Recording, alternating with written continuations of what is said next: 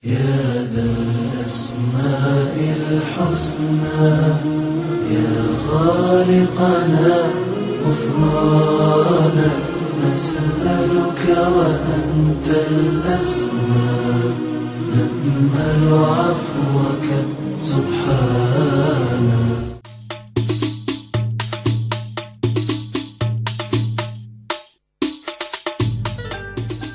Hari masih menunjukkan pukul 3 pagi. Langit pun masih terlihat gelap yang menyelimuti kota Madinah.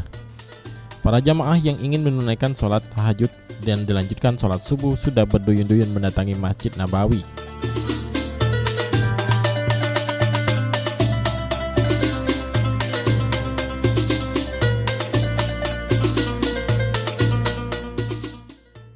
Setelah sarapan pagi, para jemaah bersiap-siap untuk melanjutkan perjalanan untuk melihat percetakan Al-Quran terbesar yang ada di kota Madinah yang berada sekitar 11 km dari Masjid Nabawi. Nama kompleks percetakan Al-Quran tersebut yaitu Kompleks Percetakan Al-Quran Raja Fat.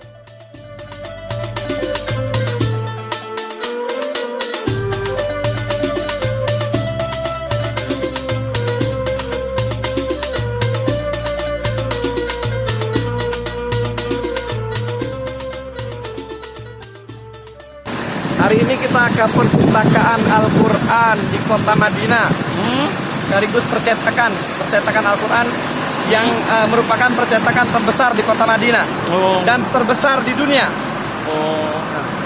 Jadi rombongan di sini diajak lihat-lihat. Ya, jadi insya Allah semua rombongan laki perempuan kita masuk ke perpustakaan dan insya Allah semua akan mendapatkan satu Al-Quran, hadiah kenang-kenangan dari perpustakaan Al-Quran.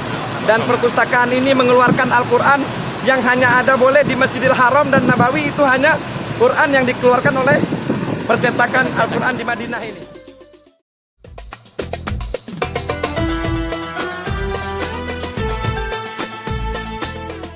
Di sini para jemaah harus mengantri untuk bisa ikut masuk ke dalam komplek karena pengunjung dari percetakan sangat ramai yang berasal dari berbagai negara termasuk jemaah umroh Indonesia. Bahkan jemaah harus sabar menunggu kurang lebih hampir 1 jam lamanya.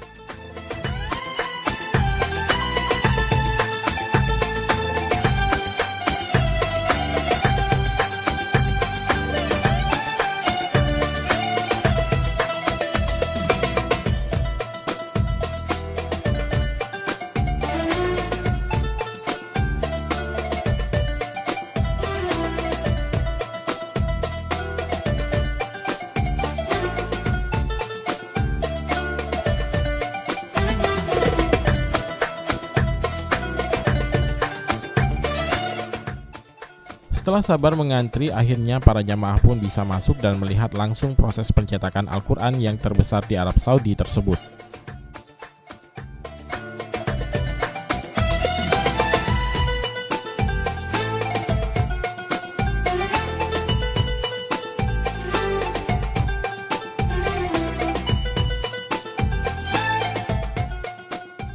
Percetakan ini sendiri sudah berdiri sejak tahun 1403 Hijriah yang diresmikan langsung oleh Raja Fat bin Abdul Aziz.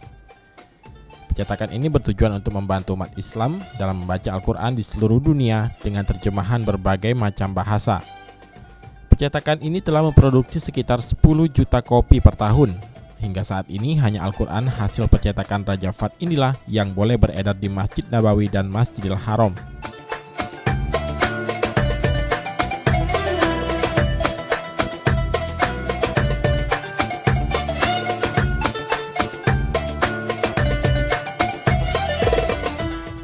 Sementara untuk jumlah pengunjung yang datang ke percetakan ini kurang lebih hampir 3.000 pengunjung dalam per hari dan hanya diberikan waktu selama 15 menit untuk melihat dari tempat yang sudah disediakan oleh percetakan sendiri.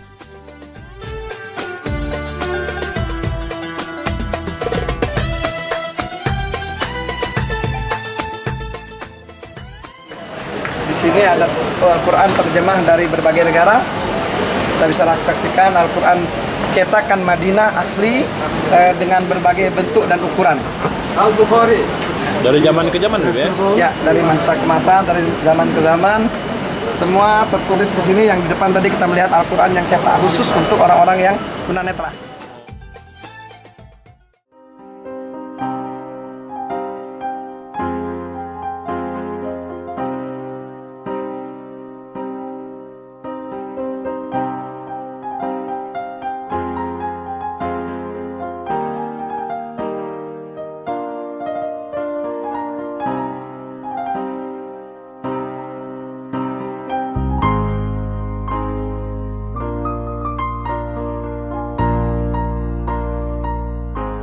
Setelah melihat proses pencetakan Al-Quran, jamaah pun diberi masing-masing satu buah Al-Quran secara gratis untuk dibawa pulang.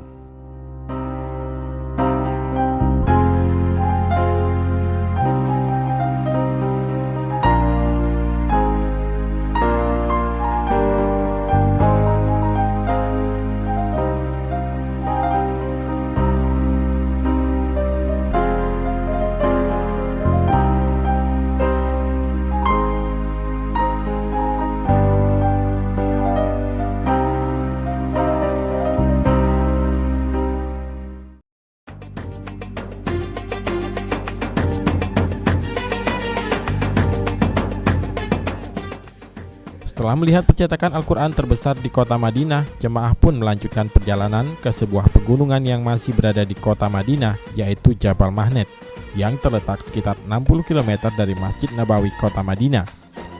Jabal Mahnet ini sendiri merupakan tempat wisata dengan fenomena alam tersendiri. Wilayah Jabal Mahnet ini merupakan sebuah pegunungan batu yang membentang luas sejauh mata memandang.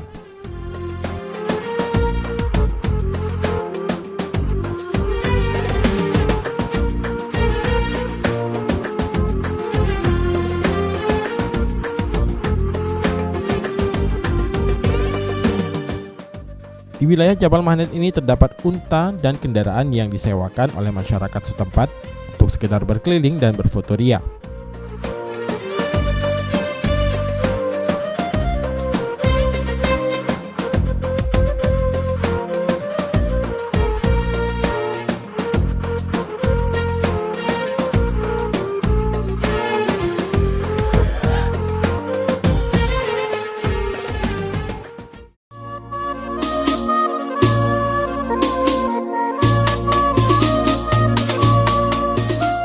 Jabal Mahnet sendiri mempunyai fenomena alam yang luar biasa karena kendaraan yang ada di sana dapat berjalan dengan sendiri tanpa harus menghidupkan mesin.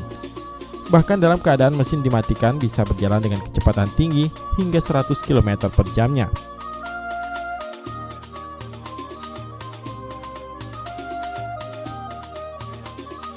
Seperti yang kami rasakan saat akan pulang dari Jabal Mahnet. Driver bus kami menjalankan busnya tanpa menghidupkan mesin, namun kendaraan bisa melaju sangat kencang. Driver bus tidak menganjurkan bus dalam keadaan mesin mati karena bisa mengancam keselamatan. Ini di Jabal Mahnet. Saat ini kita mencoba kendaraan kita bisa jalan dengan tanpa menggunakan mesin, bisa berjalan sampai di atas 100 km per jam. Kalau dibiarkan oleh supirnya kita ini, maka kecepatan akan selalu bertambah, bahkan tidak terkendali. Karena kalau kecepatan tanpa mesin itu lebih berbahaya dari kecepatan dengan mesin beratur.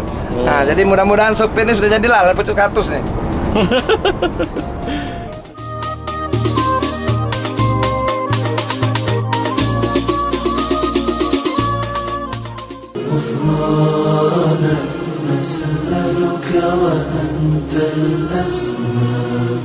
نأمل عفوك سبحانا غفرانا نسألك وأنت الأسمى نأمل عفوك سبحانا.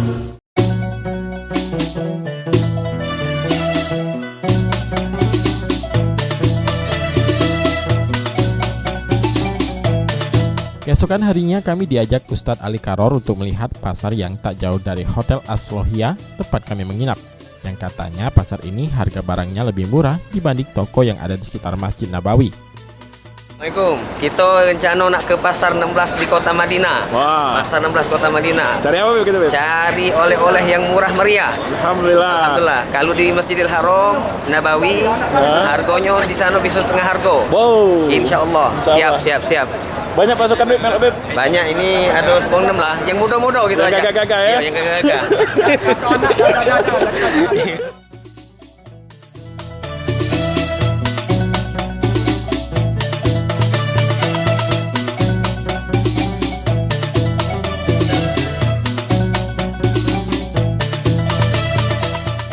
Pasar ini merupakan pasar tradisional yang paling dekat dari Masjid Nabawi. Para jamaah bisa leluasa berbelanja di pasar ini karena bisa ditawar. Lumayan untuk beli oleh-oleh keluarga dan kerabat di tanah air.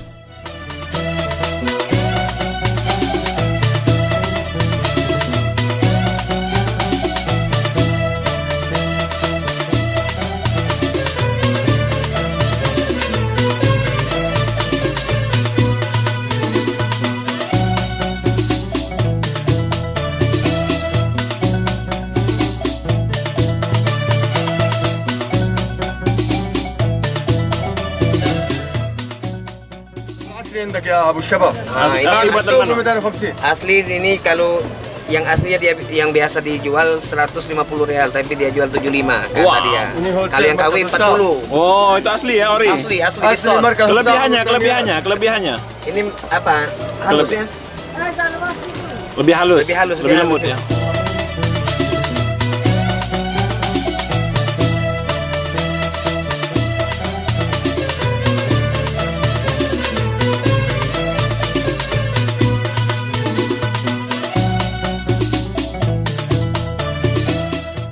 Termasuk amal ibadah yang perlu kita lakukan di kota Madinah Nah, adalah memberi makanan untuk burung-burung yang ada di kota Madinah dekat Masjid Nabawi. Ya, ini termasuk daripada ibadah yang ajib, yang bagus. Karena Nabi Muhammad bersabda, "Irhamu man fil ardi yamharukum man fis sama." Kasihilah yang ada di muka bumi, maka kalian akan dikasihi oleh makhluk yang ada di langit, yaitu Allah dan para malaikat. Insya Allah. Jadi kita unjuk makan burung biar dapat rahmat Allah, dapat doa dari malaikat.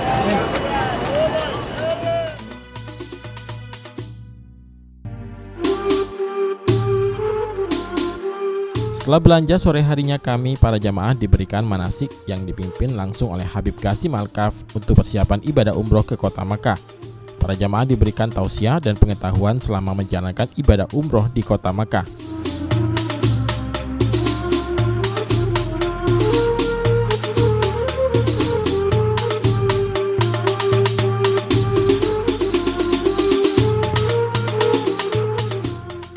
Kita makan dulu dengan pakaian ihram yang tidak boleh diganggu, yang tidak boleh kejujuran aurat, yang tidak boleh lagi pakai minyak wangi. Ya. Jadi mandilah bersih-bersih, pakailah sabun yang paling bagus, pakailah sampo yang paling bagus. Setelah mandi pakailah deodoran. Ya. Jangan sampai ada aroma badan kita yang membuat orang lain tak pacak napas. Orang lain dari kota.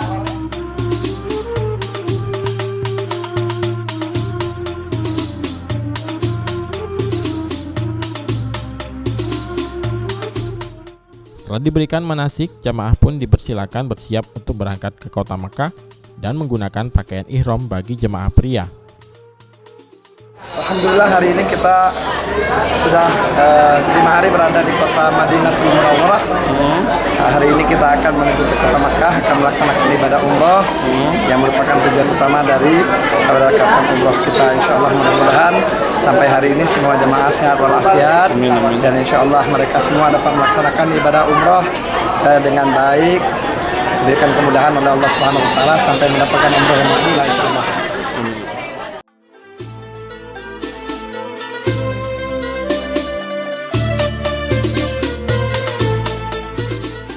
Setelah check out dari Hotel Salahiyah, jamaah berangkat ke kota Mekah dengan menggunakan bus yang sudah menunggu sejak tadi.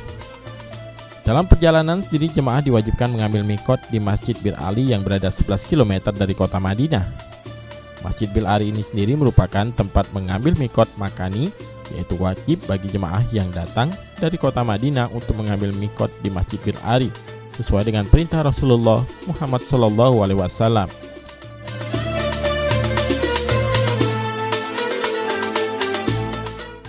Sejarah nama Bir Ali diberikan saat Ali bin Abi Thalib menggali sumur dengan jumlah yang sangat banyak di masjid ini.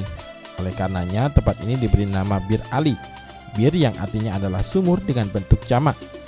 Sedangkan Ali adalah tokoh yang telah menggali sumur tersebut yang paling banyak.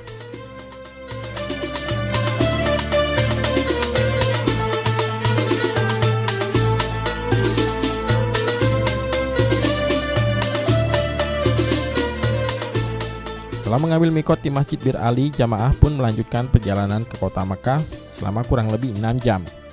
Dalam perjalanan, disunahkan membaca doa dan bertalbiyah.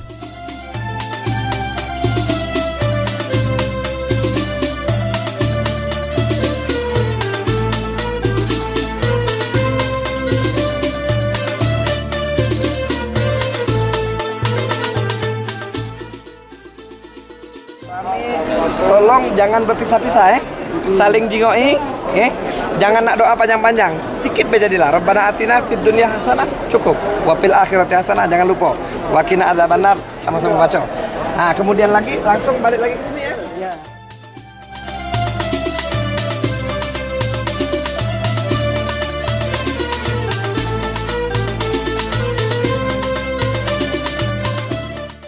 TV. Takwa. Sekali lagi, takwa. Mantap. Jadi di sini tempat mulainya ibadah umroh, mulai pula kita bersihkan kotoran-kotoran yang ada di badan kita, ya. Bersihkan hati kita. Insya Allah kalau badannya sudah bersih, dimasukkan hal-hal yang bagus jadi bagus. Tapi kalau hati kita tidak bersih, ya masuk apapun tetap jadi kotor. Nah, jadi tolong bersihkan hati ibu bapak, ya. Bersihkan benar-benar mengharapkan keridhaan Allah Subhanahu wa taala, ya.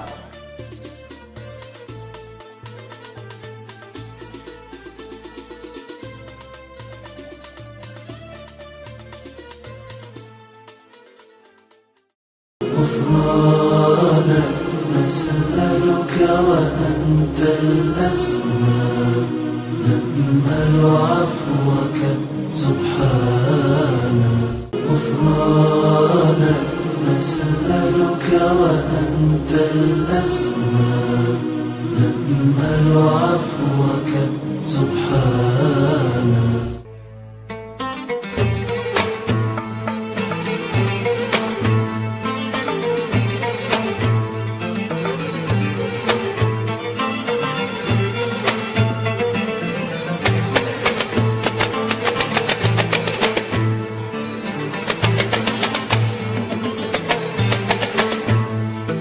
Labbaik Allahumma labbaik, labbaik Allahumma labbaik, labbaik la syarika laka labbaik, innal hamda wan ni'mata laka wal mulk la syarika laka labbaik. Allahumma labbaik, labbaik la syarika labbaik, syarika labbaik, innal hamda wan ni'mata lak wal mulka la syarika lah, innal hamda wan ni'mata lak wal mulka la syarika lah.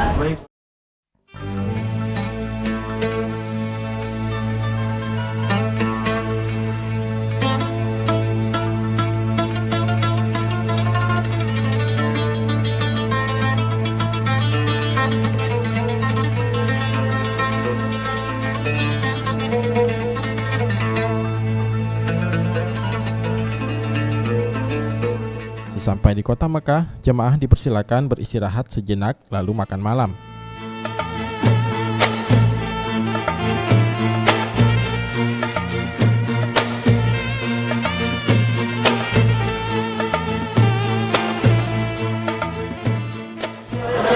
Barusan sampai ke kota Mekah, alhamdulillah dengan selamat, walaupun ada isu bakal dilarang, tapi alhamdulillah bisa masuk. Insya Allah kita makan malam dulu, jam 11 kita akan melaksanakan ibadah umroh yang pertama, umroh wajib. Insya Allah dilancarkan oleh Allah Subhanahu wa taala. Amin.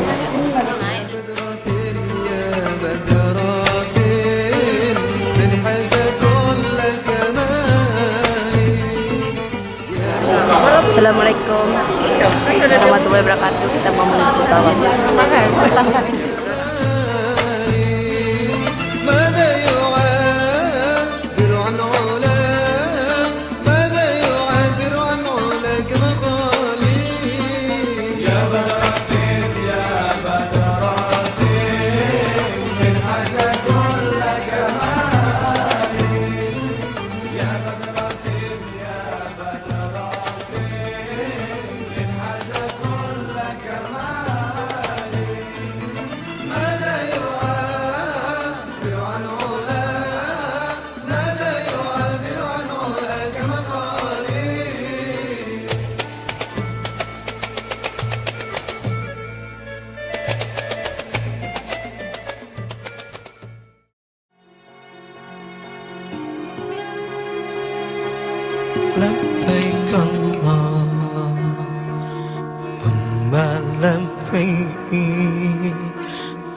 لبيك لا شريك لك لبيك إن الحمد والنعمة والملك لا شريك لك لبيك اللهم لبيك. Saat pertama kali melihat Ka'bah, tampak raut wajah jamaah berubah menjadi haru dan kagum akan kebesaran Allah Subhanahu wa taala. Bahkan ada yang meneteskan air mata.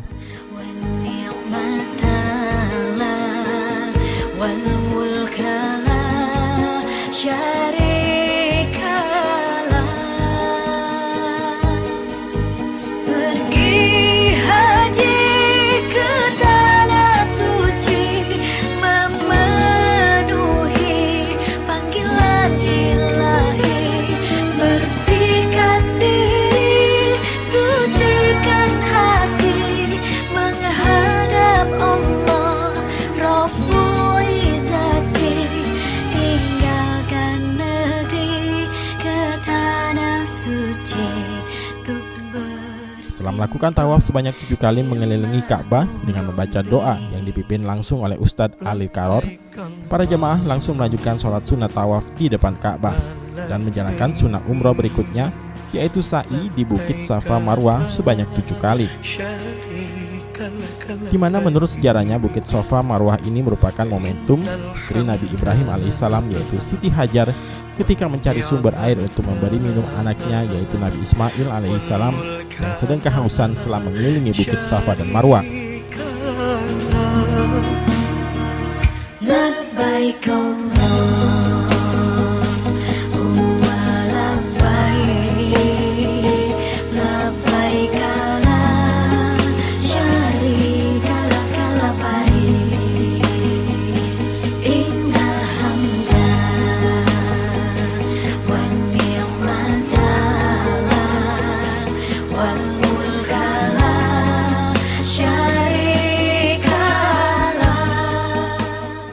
Setelah selesai sa'i, para jamaah pun disunahkan berdoa dan memotong rambutnya yang disebut tahallul, yang merupakan sebagai ritual penutup dari ibadah umroh.